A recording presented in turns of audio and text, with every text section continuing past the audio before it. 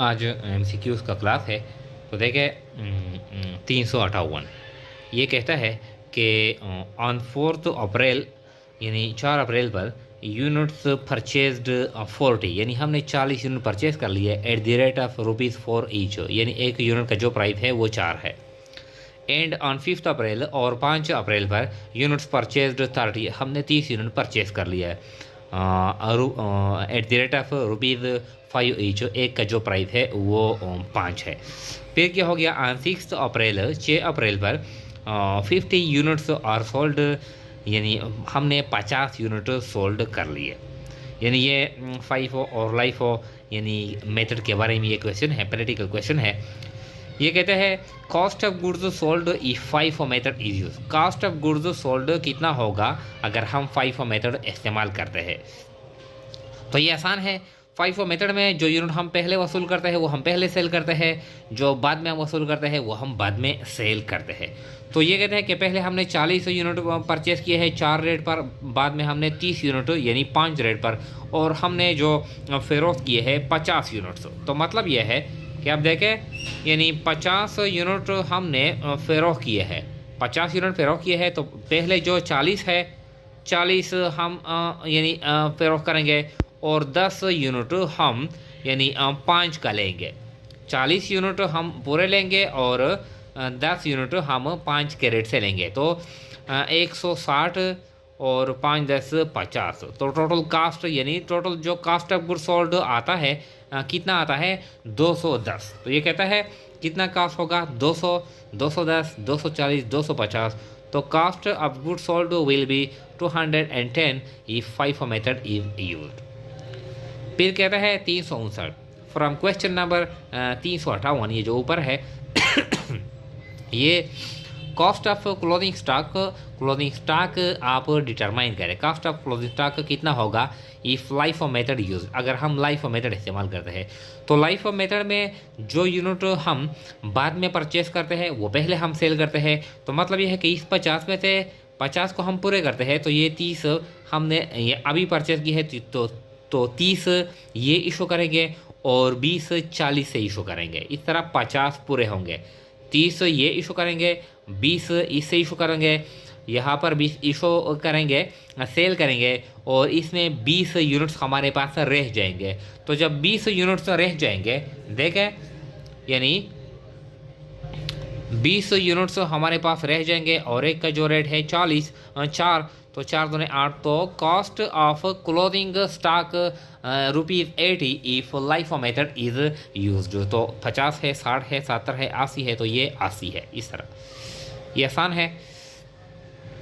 फिर कहता है in case of FIFO method में की हालत में cost of goods sold will be shown at higher price, यानी cost of goods sold higher price पे शो होगा इन इन्फ्लेशनरी सिचुएशन, महंगाई की हालत में। जब महंगाई हो तो कॉस्ट ऑफ गुड्स सोल्ड यानी हम हाई प्राइस पे शो करेंगे और क्लोथिंग स्टॉक हम लो प्राइस पे शो करेंगे फाइफो मेथड में। तो ये ठीक है ये गलत है, ये गलत है। फाइफो मेथड में जब महंगाई हो तो जो यूनिट हम अभी परचेस करते हैं वो तो हमारे पास गोदाम में है, तो कास्ट ऑफ गुड्स सोल्ड यानी कास्ट ऑफ गुड्स यानी clothing stock will be shown at higher price और cost of goods sold shown at lower price. तो ये ट्रू है फॉल्स है बोथ है, तो ये फॉल्स है फॉल्स। ये कहता है कभी कभार इस तरह एमसीक्यू होता है कि परचेज और डेबिटेड टू। इसका मतलब ये है कि जब हम परचेज करते हैं तो हम किस तरह एंट्री करेंगे, इसमें डेबिट अकाउंट हमारे पास कौन सा होगा। तो हम इस तरह एंट्री पास करते हैं जब कैश पे परचेस करते हैं purchase is debit cash credit, जब उधार पे परचेस करते हैं purchase is debit account payable credit. तो मतलब यह है कि परचेज और डेबिट टू जब हम परचेज करते हैं तो कौन सा अकाउंट डेबिट करेंगे, अकाउंट पेबल कैश या परचेज। तो हम परचेज डेबिट करेंगे यानी परचेज डेबिट टू परचेज, इसका ये मतलब है।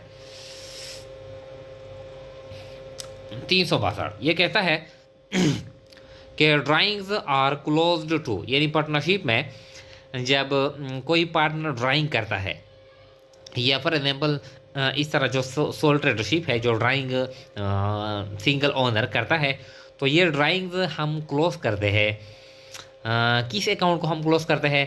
प्रॉफिट एंड लॉस अकाउंट को, ट्रेडिंग अकाउंट को या कैपिटल को? तो ये ड्राइंग्स हम क्लोज करते हैं कैपिटल को। ड्राइंग क्या है? कॉन्ट्रा कैपिटल अकाउंट है और ये कैपिटल को हम क्लोज करते हैं। Interest on drawings debited to, जब हम यानी पार्टनर ड्राइंग करते हैं, जब पार्टनर ड्राइंग करते हैं तो कारोबार यानी इस पे पार्टनर से इंटरेस्ट चार्ज करता है। तो कारोबार जब इंटरेस्ट चार्ज करता है तो अब हम ये किस तरह एंट्री पास करेंगे? जब हम ड्राइंग पे यानी बिजनेस ड्राइंग पे अपने पार्टनर से इंटरेस्ट चार्ज करता है तो किस तरह एंट्री यानी बिजनेस करेगा? इसमें डेबिट अकाउंट कौन सा होगा? इंटरेस्ट ऑन ड्राइंग, जब हम इंटरेस्ट लेंगे तो हम डेबिट टू किया डेबिट करेंगे, interest account, interest income account या ड्राइंग। तो जब हम यानी बिजनेस में हम बिजनेस यानी एंट्री पास करते हैं पार्टनर से ड्राइंग पर इंटरेस्ट लेता है तो इस तरह एंट्री पास करता है कि ड्राइंग्स डेबिट और interest income credit. Drawings debit, interest income credit. ये जो इंटरेस्ट है ड्राइंग पर ये बिजनेस के लिए क्या है? ये इनकम है तो इसलिए इनकम क्रेडिट करता है। और ये इंटरेस्ट ये कंसिडर करता है जिस तरह यानी पार्टनर ने ड्राइंग की है तो ये इंटरेस्ट भी ड्राइंग की तरह कंसिडर करते हैं। तो interest on drawing debited to drawings account. Interest on capital is खाली जगह फॉर द बिजनेस। ये जो इंटरेस्ट ऑन कैपिटल है ये बिजनेस के लिए क्या है? ये तो पार्टनर वसूल करते हैं तो ये बिजनेस के लिए एक्सपेंस है, इनकम है, एक्सपेंस है, एसेट है। ये बिजनेस यानी पार्टनर को देता है तो ये इंटरेस्ट ऑन कैपिटल पार्टनर के लिए यानी बिजनेस के लिए ये एक्सपेंस है। In case of fixed capital account यानी हमारे पास पार्टनरशिप में दो अप्रोचेस हैं, एक है फ्लक्चुएटिंग कैपिटल अकाउंट और एक है फिक्स्ड कैपिटल अकाउंट। तो जब फिक्स कैपिटल अकाउंट हो इस तरह तो salary paid to the partner, जब हम सैलरी अदा करते हैं पार्टनर को और क्रेडिट टू, तो वो कौन से अकाउंट में क्रेडिट करेंगे? किस तरह एंट्री पास करेंगे? तो जब फिक्स कैपिटल अकाउंट हो तो जो भी हम पार्टनर को जो बेनिफिट देते हैं या पार्टनर से जो डिडक्शन करते हैं वो उसके लिए हम दूसरा अकाउंट बनाते हैं, इसको कहते हैं पार्टनर करंट अकाउंट। जो सैलरी हम देते हैं, कमीशन हम देते हैं, प्रॉफिट में हिस्सा देते हैं, इंटरेस्ट देते हैं वगैरह वगैरह पार्टनर को, तो उसके लिए हम दूसरा अकाउंट ओपन करते हैं। वो रिकॉर्ड हम यानी उस अकाउंट में करते हैं, इसको कहते हैं पार्टनर करंट अकाउंट। तो ये कहते हैं कि सैलरी हम क्रेडिट करेंगे कैपिटल अकाउंट को, फिक्स अकाउंट को या पार्टनर करंट अकाउंट को, तो ये हम पार्टनर करंट अकाउंट को हम क्रेडिट करेंगे। 366 इन case of fluctuating capital account यानी जो फ्लक्चुएटिंग कैपिटल अकाउंट जो भी ट्रांजैक्शन है, कैपिटल है और ड्राइंग है, सैलरी है, प्रॉफिट है, इंटरेस्ट है, जो भी है सारे के सारे एक ही यानी अकाउंट में रिकॉर्ड करते हैं। इसका मतलब यह है तो commission paid to the partner credit to, जब हम कमीशन अदा करते हैं पार्टनर को तो क्या? Capital account, fix account, partner current account, तो ये हम पार्टनर कैपिटल अकाउंट को हम क्रेडिट करेंगे, इसका ये मतलब है। फिर कहता है 367 कहता है profit and loss will be distributed among the partner when not mentioned in partnership deed। यानी पार्टनरशिप में हम प्रॉफिट या लॉस किस तरह तकसीम करेंगे? जब हमने पार्टनरशिप डीड में पहले से हमने ये रेशो मेंशन ना की हो तो हम प्रॉफिट या लॉस यानी डिस्ट्रीब्यूशन किस तरह करेंगे? इक्वल करेंगे, कैपिटल की बुनियाद पे करेंगे या एज डेविश जिस तरह वो चाहेंगे तकसीम करेंगे। तो जब पार्टनरशिप डीड में हमने प्रॉफिट लॉस रेशो डिटरमाइन ना की हो तो उस हालत में हम प्रॉफिट या लॉस की जो डिस्ट्रीब्यूशन करेंगे वो इक्वल करेंगे।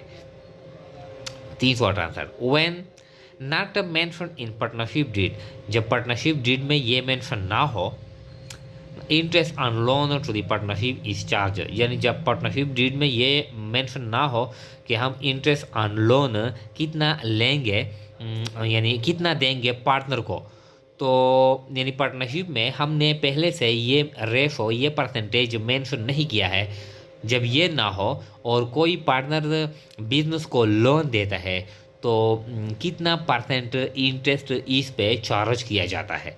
6%, 9%, 12%, 5%। तो 6% इंटरेस्ट चार्ज होगा।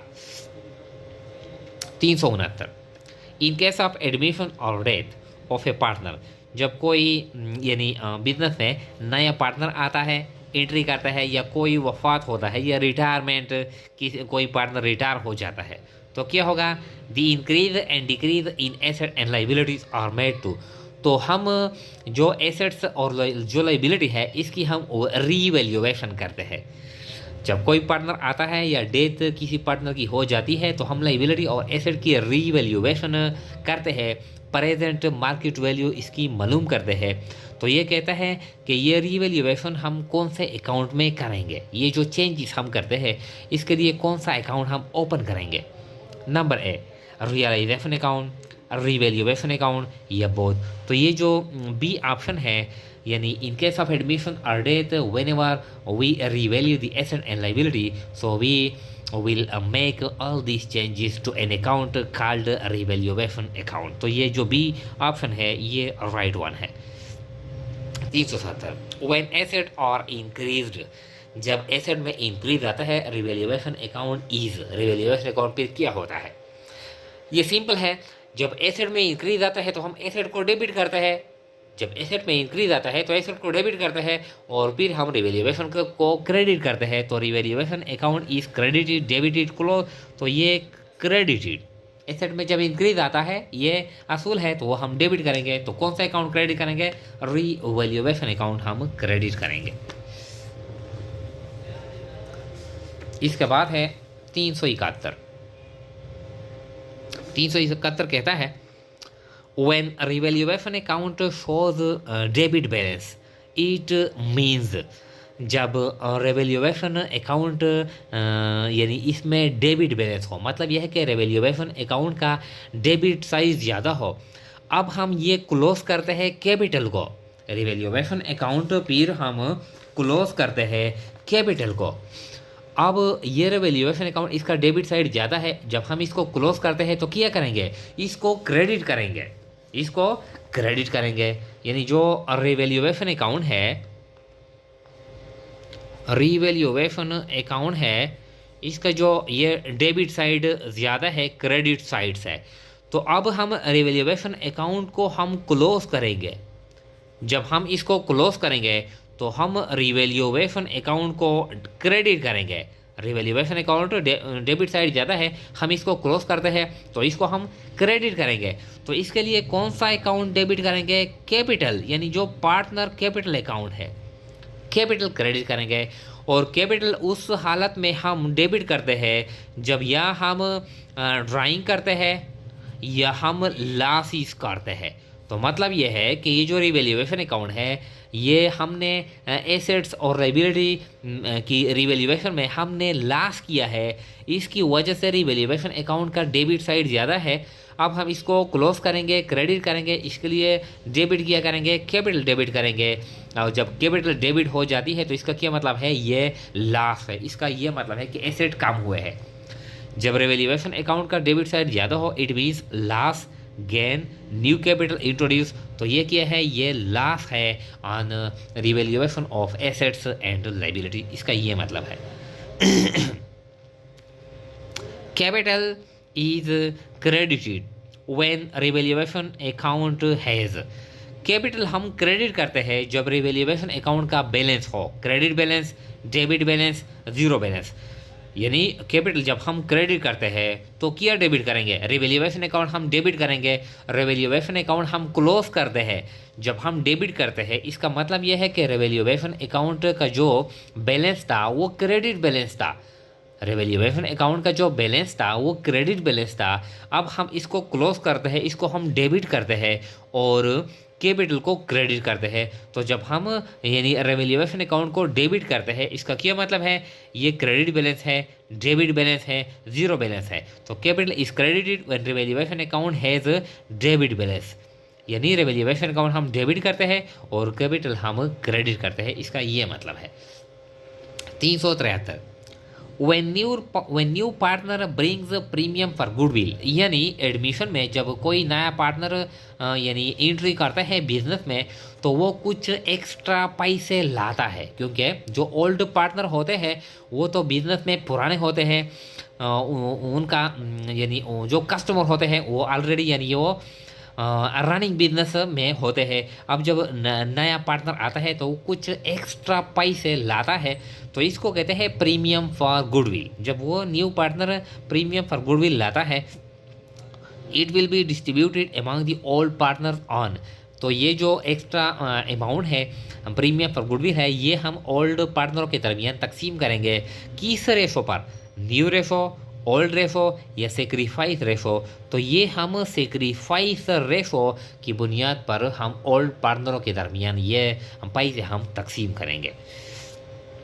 374 इन केस ऑफ पार्टनरशिप की केस में when new partner brings nothing, जब कोई नया पार्टनर कुछ भी नहीं लाता फॉर गुडविल के लिए, प्रीमियम के लिए वो नकद पैसे नहीं लाता, फिर क्या होता है, and the old partner raise the goodwill in books, और जो ओल्ड पार्टनर होते हैं वो गुडविल रेज करते हैं यानी किताबों में, इस तरह एंट्री वो करते हैं, गुडविल डेबिट और ओल्ड पार्टनर कैपिटल क्रेडिट, इस तरह वो एंट्री करते हैं। फिर क्या करते हैं, and then goodwill will be return of according to, और फिर वो गुडविल राइट ऑफ करते हैं। तो जो राइट ऑफ करते हैं इसके लिए हम यानी कौन सी रेशो हम इस्तेमाल करते हैं, जब वो रेस करते हैं यानी रेस करने के लिए वो यानी ओल्ड रेशो इस्तेमाल करते हैं, जब वो अब राइट ऑफ करते हैं गुडविल को, तो ये सारे पार्टनरों के दरमियान राइट ऑफ होगी। तो इसके लिए हम कौन सी रेशो इस्तेमाल करते हैं, new ratio, old ratio, gaining ratio. तो इसके लिए हम न्यू रेशो इस्तेमाल करते हैं।